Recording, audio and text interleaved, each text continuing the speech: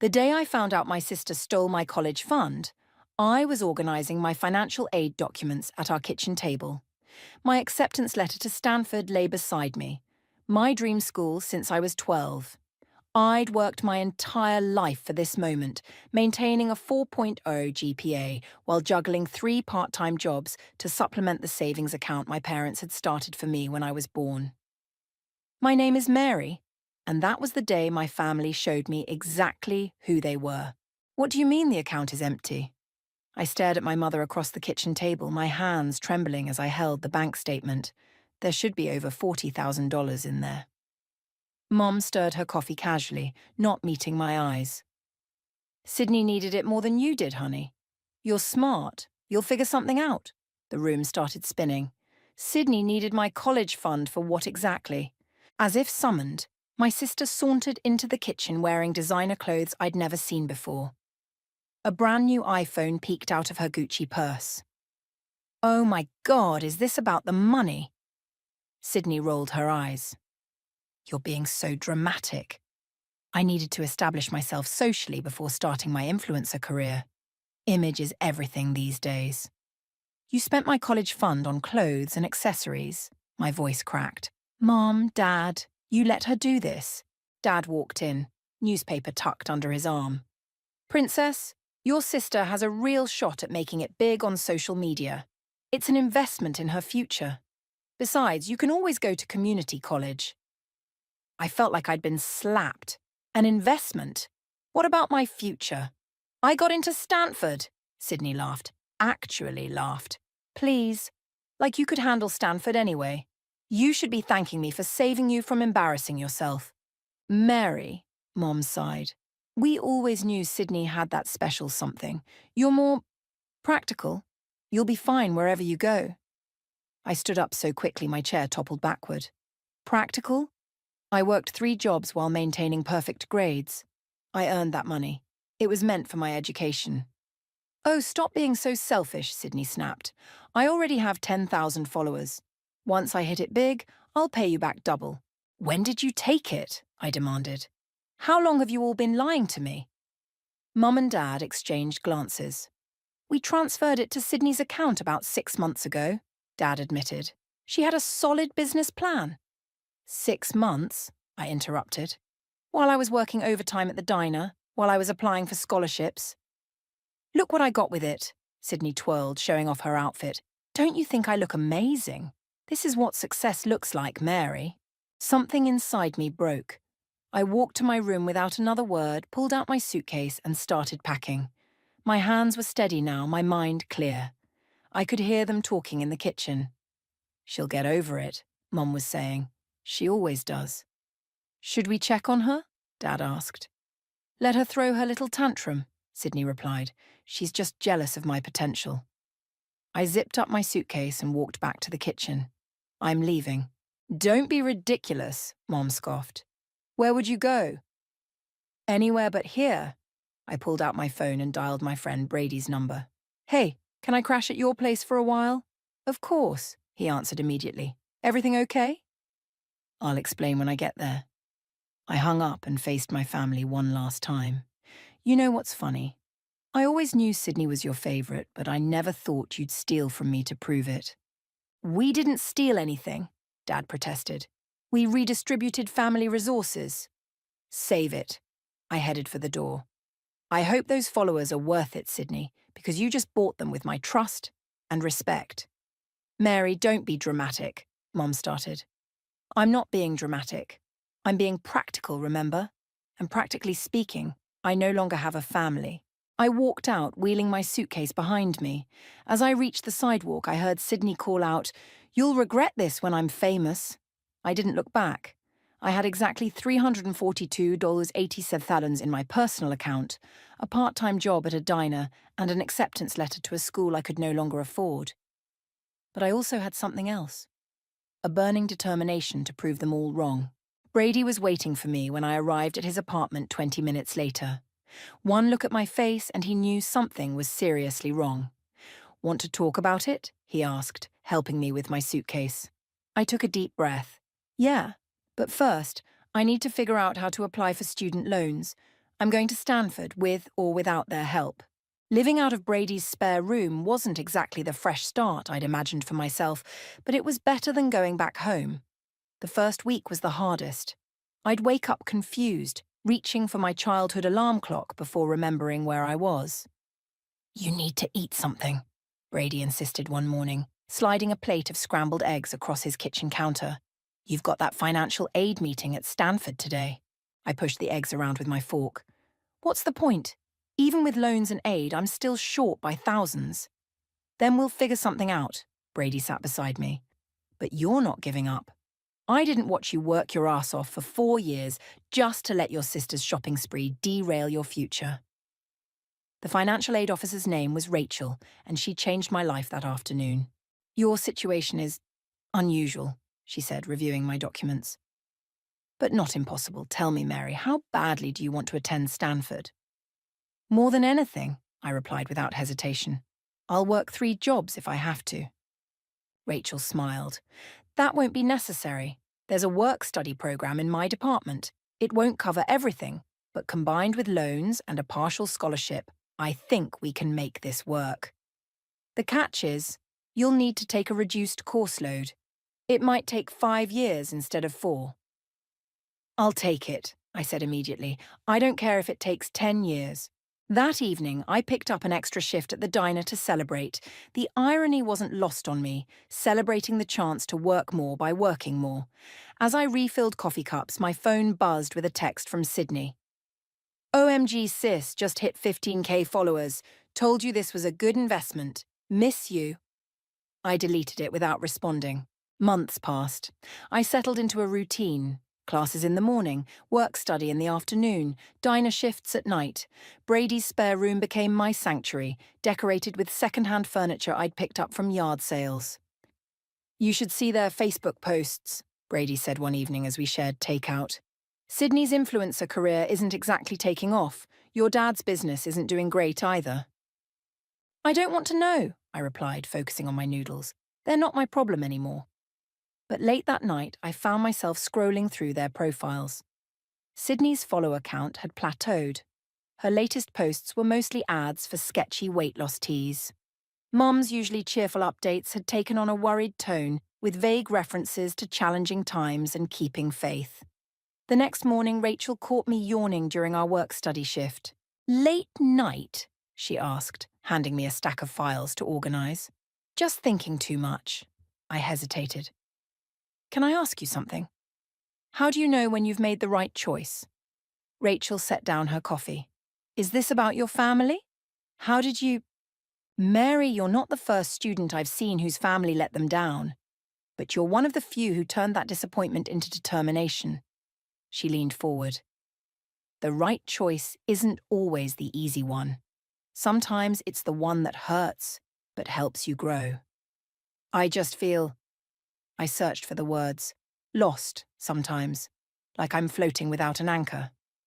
"Then build new anchors," she said simply. "Create your own support system. Look around, you've already started." She was right. Between Brady's unwavering support, Rachel's mentorship, and my own stubborn persistence, I was slowly building something new. Something that was entirely mine. That night at the diner, I overheard 2 customers discussing a new tech startup that was revolutionizing financial software. They mentioned they were hiring entry-level programmers. "Excuse me," I interrupted, setting down their coffee. I couldn't help overhearing. "I'm actually studying computer science at Stanford." 2 weeks later, I quit the diner for an internship that paid twice as much. When I told Brady, he insisted on taking me out to celebrate. "To new beginnings," he toasted, raising his glass. "And old friends," I added, clinking my glass against his. "I wouldn't be here without you, Brady." "Please," he scoffed. "You did all the hard work. I just provided the couch." My phone buzzed. Another text from Sydney. "Mom and Dad are worried about you. At least let them know you're okay." I turned off my phone and focused on Brady. "Tell me about your day instead." As we talked and laughed, I realized Rachel was right. I was building new anchors, creating my own definition of family. And for the first time since that day in the kitchen, I felt truly, completely okay. Little did I know that in a few years, those same people who had laughed at my dreams would be the ones desperately seeking my help. But that's another story. One that would prove that karma has perfect timing. 5 years after walking out of my childhood home, I stood on Stanford's graduation stage, my heart pounding as they called my name. The internship had turned into a full-time position, and I'd managed to graduate with honours despite my extended timeline. "Mary!" Brady shouted from the crowd, whistling loudly. Beside him, Rachel beamed, looking every bit as proud as a mother should. Later, at the small celebration dinner Brady organised, Rachel handed me an envelope. "Open it," she urged, practically bouncing in her seat.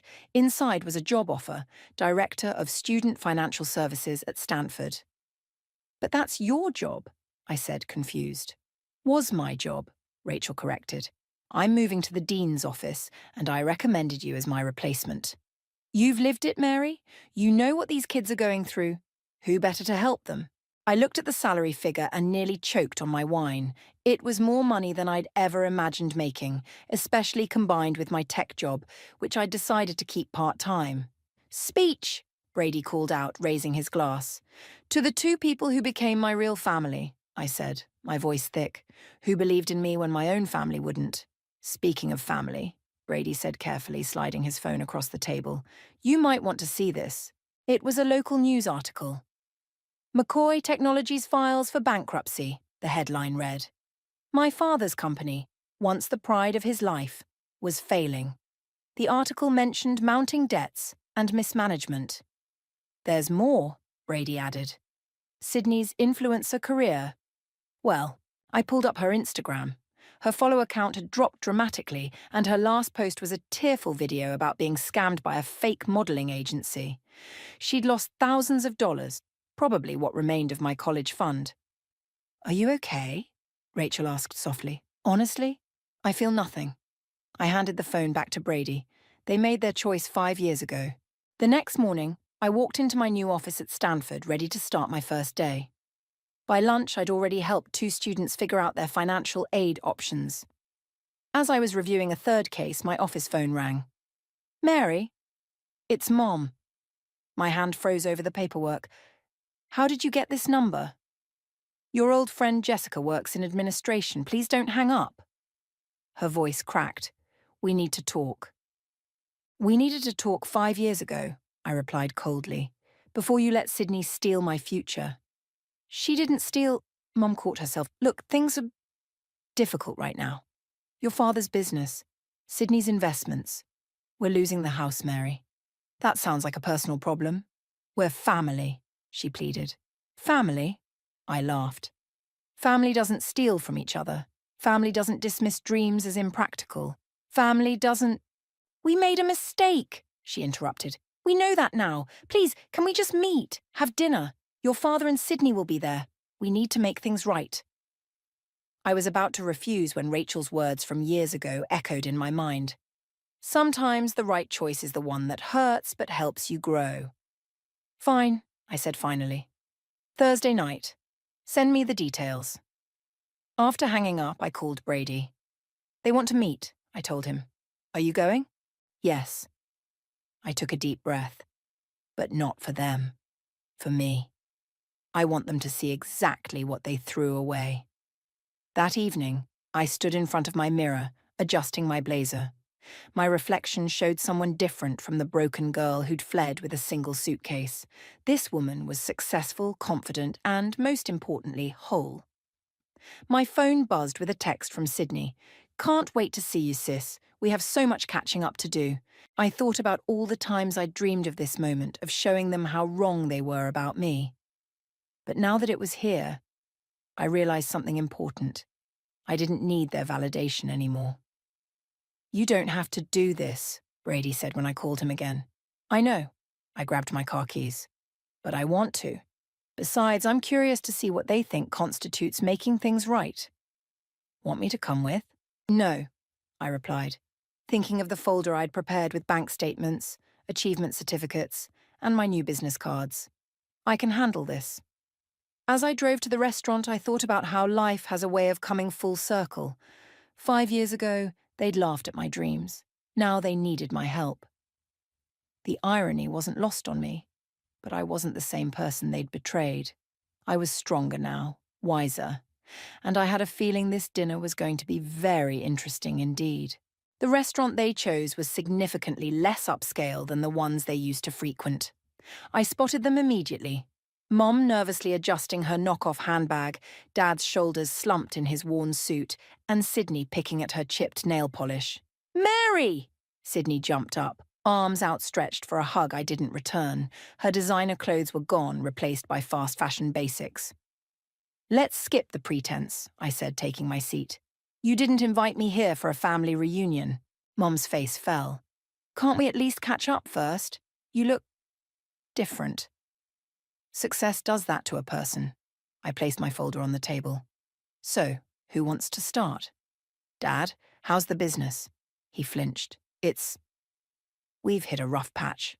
"The market?" "Filed for bankruptcy," I corrected. "Sydney, how's the influencer career?" She stared at her water glass. "That's not fair." "Neither was stealing my college fund, but here we are." "Mary," Mom interrupted, "we know we made mistakes, but we're still family." "Family?" I opened my folder and pulled out my bank statement from 5 years ago. "Let's talk about family. Here's the account you emptied. $43,000 to be exact, my entire future." "We can explain," Dad started. "I'm not finished." I pulled out my Stanford acceptance letter. "Remember this? The one you said I couldn't handle?" "Well, guess what?" I slid my diploma across the table. "Graduated with honors, while working 2 jobs." Sydney's eyes widened at my business cards. "Director of Student Financial Services, and you work in tech too?" "Turns out I'm not just practical, I'm actually pretty damn successful." I leaned back. "Now, why don't you tell me why we're really here?" Mom burst into tears. "We're losing everything, Mary. The house, the cars, your father's business debts." "The modelling agency scammed me," Sydney added quietly. "All my followers left when I couldn't maintain my lifestyle." "We need..." Dad cleared his throat. "We need help. Alone. Just until we get back on our feet." I let the silence stretch. A waiter approached, but I waved him away. "How much?" $75,000, Dad mumbled, "to keep the house and settle the urgent debts." I pulled out my phone, pulled up my banking app. "I could transfer it right now, I have the money."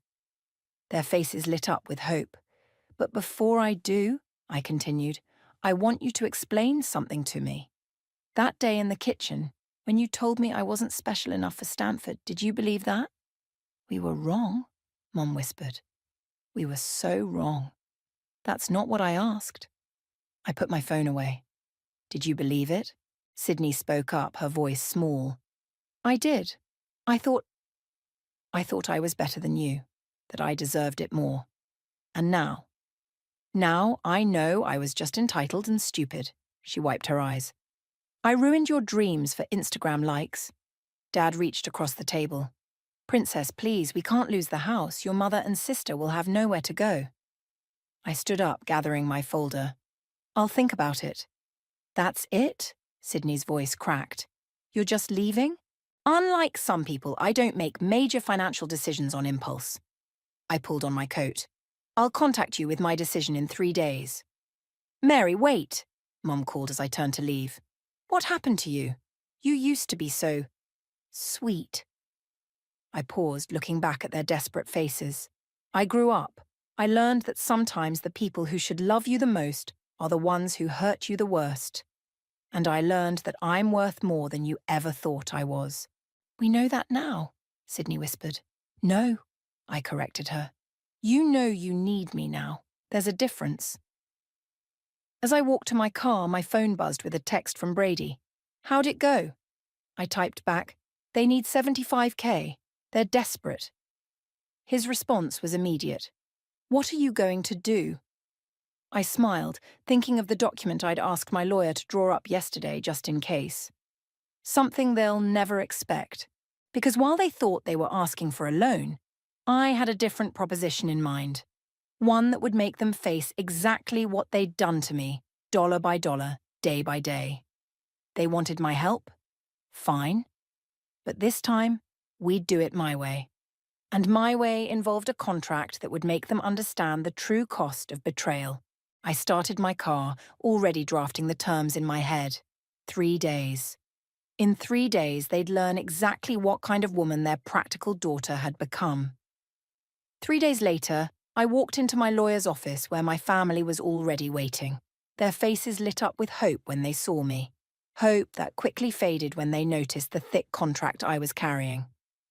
"What's this?" Dad asked, eyeing the document. "My terms." I sat down, sliding a copy to each of them. "You want $75,000? Here's how you'll get it." Mom flipped through the pages, her hands trembling. "A contract, but we're family." "Family didn't stop you from stealing from me." I nodded to my lawyer. "Please explain the terms." He cleared his throat. "The $75,000 will be disbursed in monthly installments of $5,000, provided all conditions are met." "Conditions?" Sydney interrupted. "What conditions?" "First," I said, "Sydney needs to get a real job. Not influencing, not modelling. An actual 9-to-5 position. Each month she'll put half her salary into a scholarship fund I'm establishing for students whose families have abandoned them financially." Sydney's face reddened. "That's not—" "Second," I continued, "Dad needs to take a financial management course and work with a court-appointed bankruptcy advisor. No more risky business ventures." Dad started to protest, but I held up my hand. "Third, Mum will volunteer 10 hours per week at the University Financial Aid Office, helping students figure out how to pay for college when their families let them down." "This is ridiculous," Mum sputtered. "We're asking for help, not punishment." "No," I corrected her.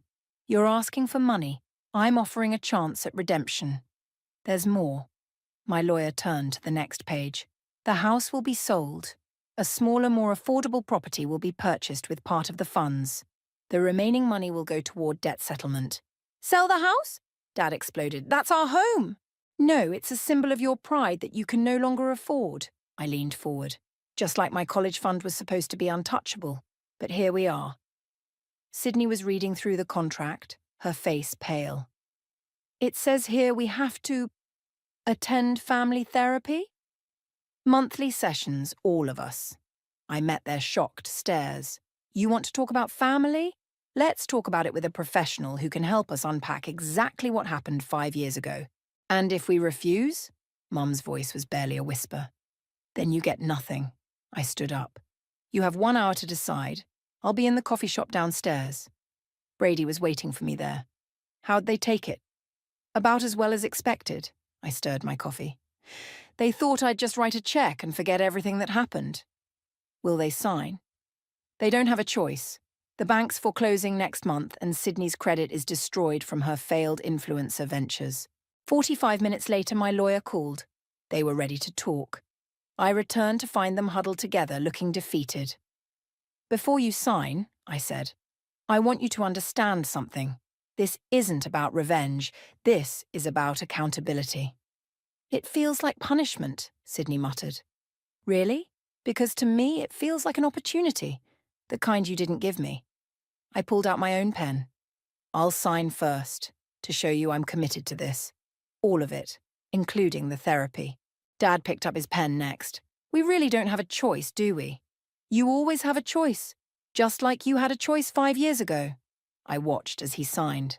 "The difference is this time I'm giving you a chance to make the right one." Mom signed next, tears falling onto the paper.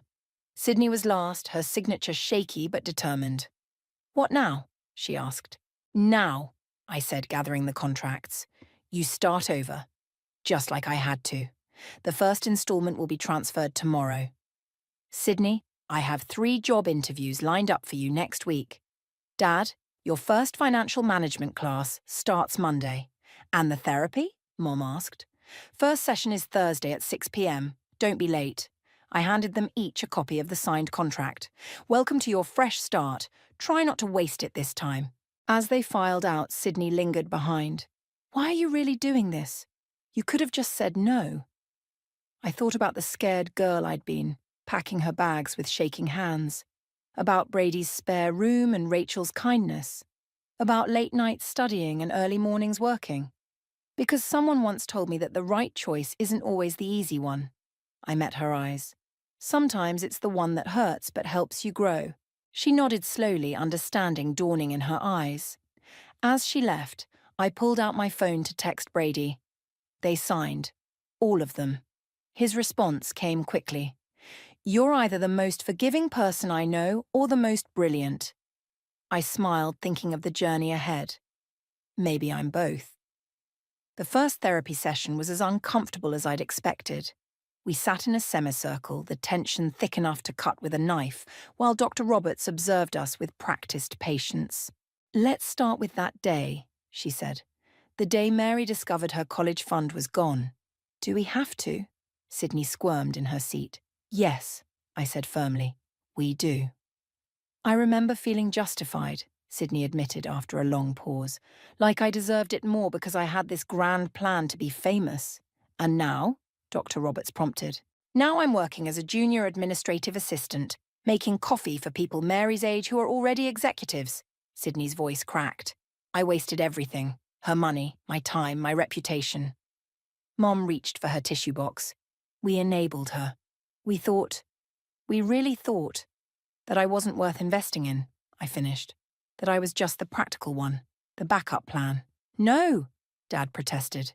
"We never thought." "Really?" I pulled out my phone, played the video I'd recorded that day. Their own voices filled the room. "Sydney has that special something. You're more practical. Like you could handle Stanford anyway." Dr. Roberts watched their faces as they heard themselves. "That must have been painful to record."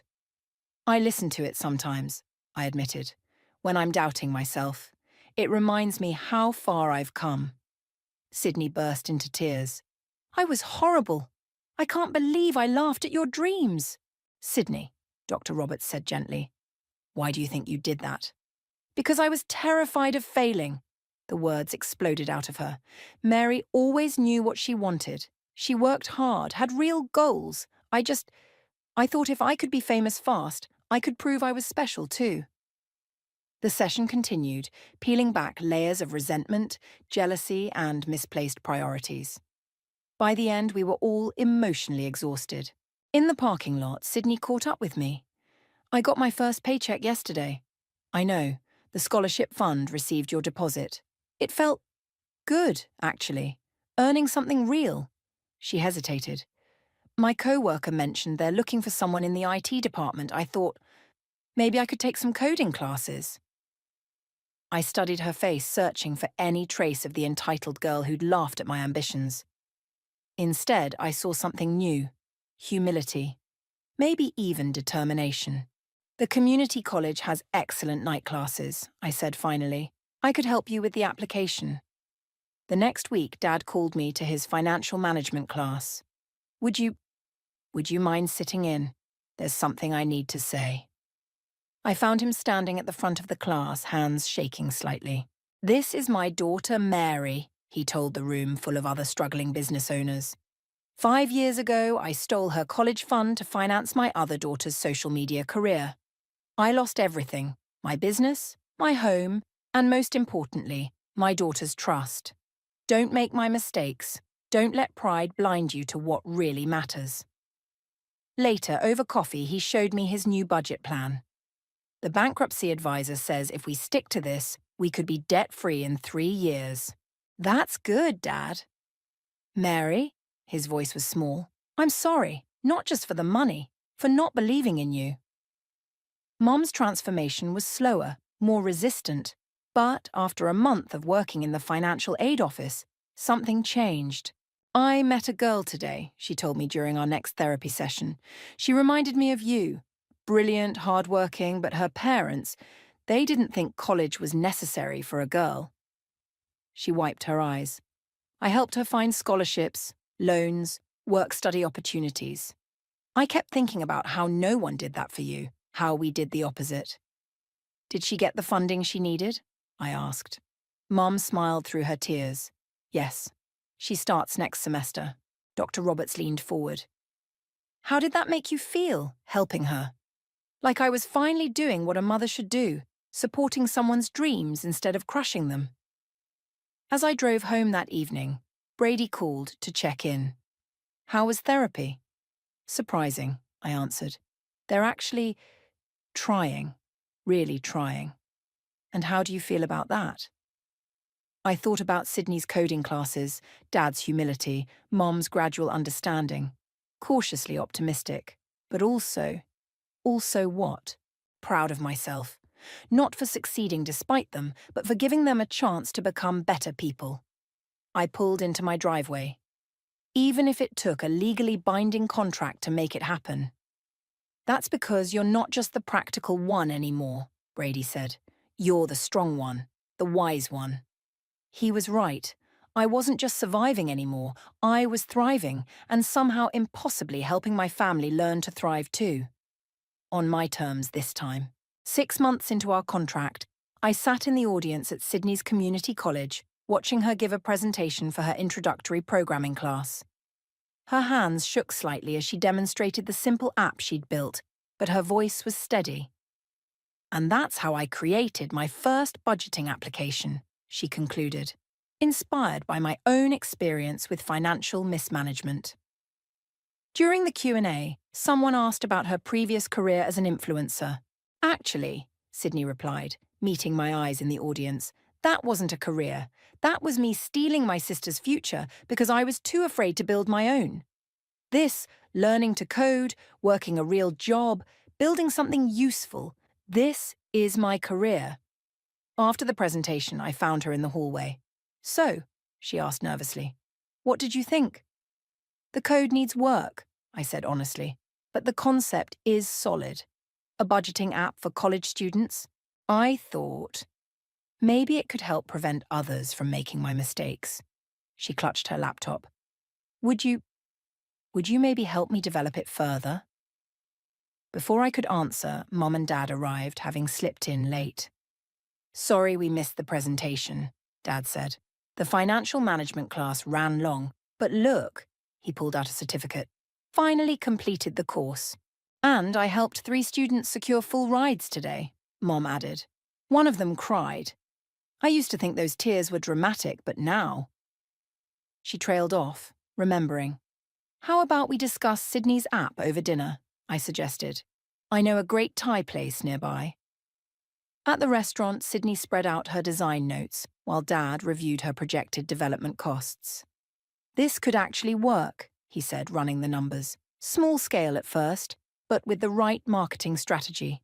No, Sydney interrupted. No more get-rich-quick schemes. I want to do this right, build it properly, test it thoroughly. Mary, that's why I want your help. Not for shortcuts, but for guidance. I felt something shift in my chest. Okay, I said, but we do this my way. Proper development cycles, user testing, gradual rollout. Deal, she beamed. Thank you, sis. Later that week, during our therapy session, Dr. Roberts noted the change in our dynamic. Sydney's asking for help instead of taking, she observed. Mary's offering guidance instead of judgment. This is significant progress. I've been thinking, Mum said suddenly, about the scholarship fund. What if we contributed more? Not just Sydney's portion of her salary, but something from all of us? We could call it the Second Chance Fund, Dad suggested, for students who need help starting over. I felt tears prick my eyes. You'd do that. We owe you so much more than money, Sydney said softly. We owe you an entire future that we tried to steal.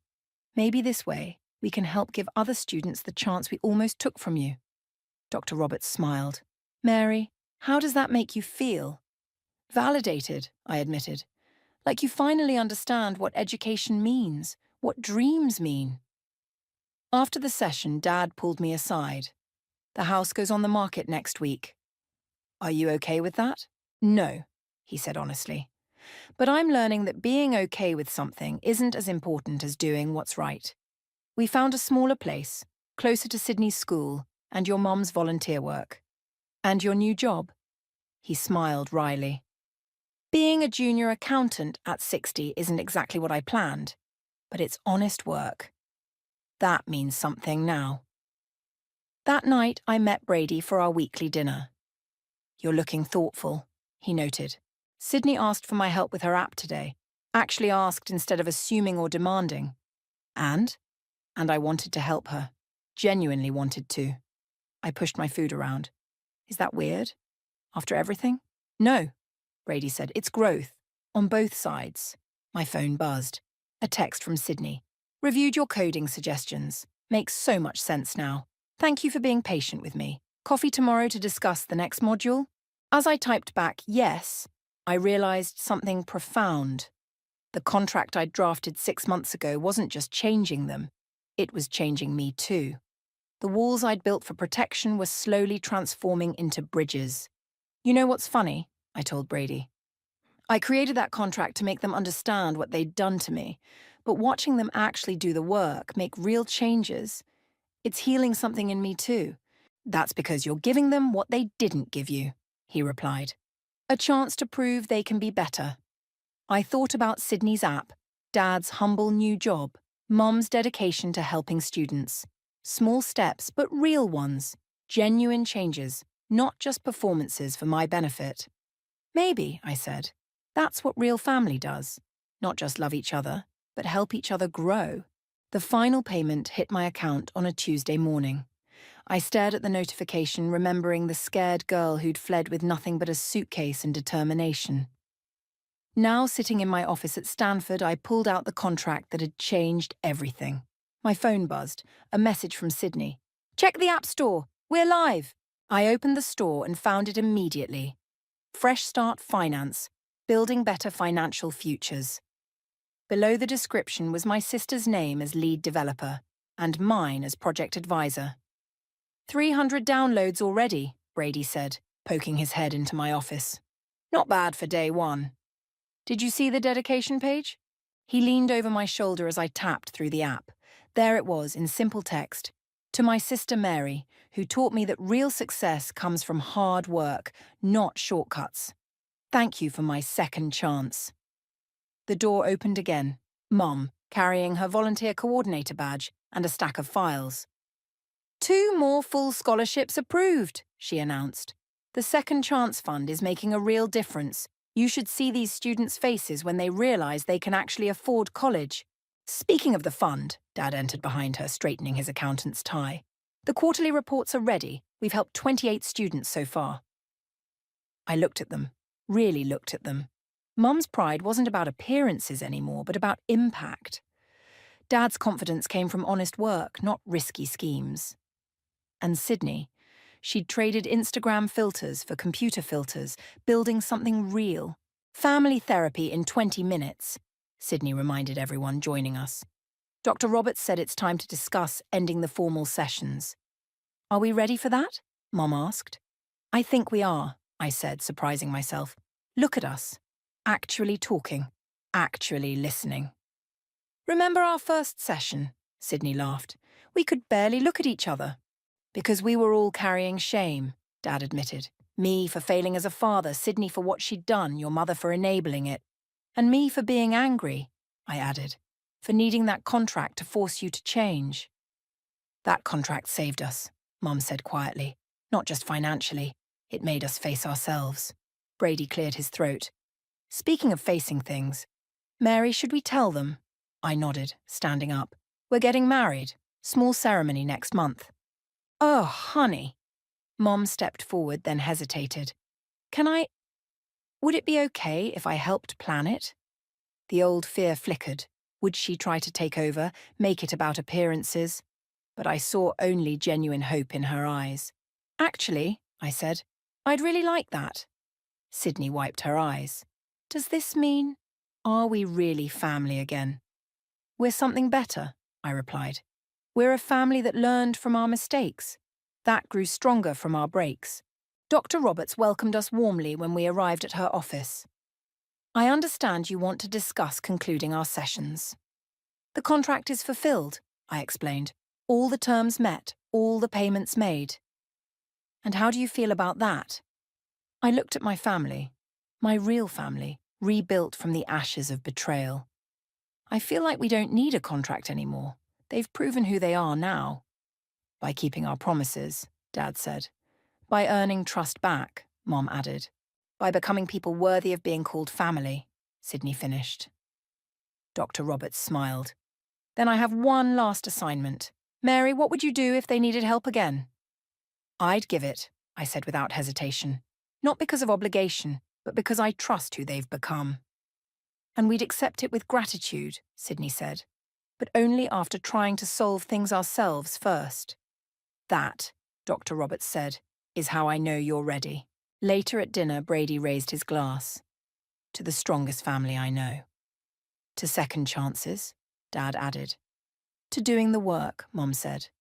To building something real, Sydney smiled.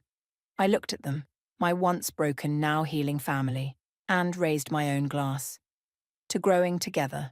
As we ate, talked and laughed, I thought about that contract, safely filed away in my office. We'd needed it then, needed its structure and consequences to force us to face our truths. But we didn't need it anymore.